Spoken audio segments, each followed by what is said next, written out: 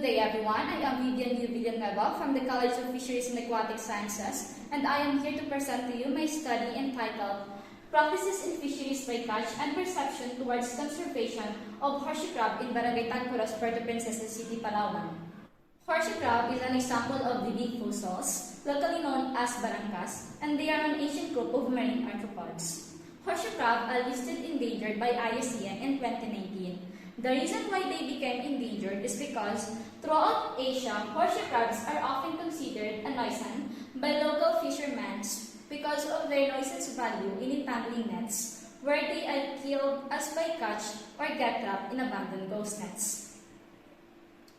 Another reason why they became endangered is because they are extremely important to the biomedical industry, which their blood is used to make limulus amoebocytosate or LAL, which is used to test for endotoxin contamination in drugs. Another reason is that they are faces threats such as overexploitation, including bycatch. As you can see in the picture, the horseshoe crab that I am holding is an example of horseshoe crab bycatch in Barangay Tagpuros, Puerto Princesa City, Palawan. So that means that bycatch is existing in the area. That is why, to address this issue, this study aims to determine the actions taken by fishers during horseshoe crab bycatch encounter and to capture the perception of fishers towards supporting horseshoe crab conservation. The data was conducted in Barangay Tagpuros, Puerto Princesa City, Palawan, and the data was gathered to one-on-one interview with the 30 fishers using structured questionnaire that was adapted from Vivian in 2014. And the questionnaire contained questions in 4 sections. First, the fisher's socio-demographic profile. Second, their fishing background effort. Third, characterizing the fisher's fishing practices. And last, fisher's perception towards horseshoe crab conservation. And now, let's move on to the results and discussions. The data presented the socio-demographic profile of the respondents. Majority of the respondents were all male, a total of 30 fishers. Their mean age is 43 years old, and their mean number of years as fishers is 18 years. 17 out of 30 respondents attained elementary level, which has 56.7%. And majority of them are Catholic, which has 76.7%, and most of them are Visayan, which has the highest percentage, 83.3%.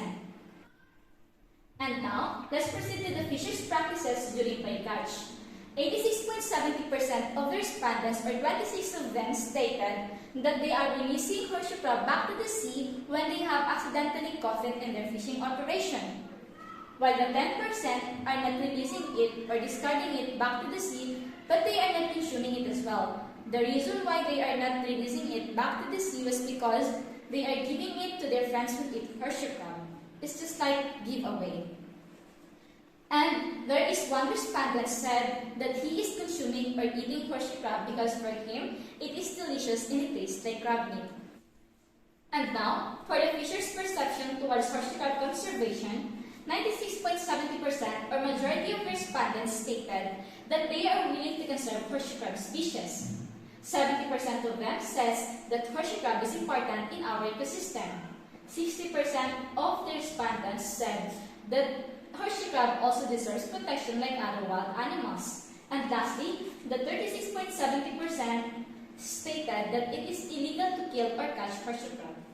And now for the conclusion, majority of respondents have encountered horseshoe crab bycatch. That means that the case of bycatch is high in the area. And the study also concluded that the fishers has a lack of knowledge and understanding about horseshoe crab species.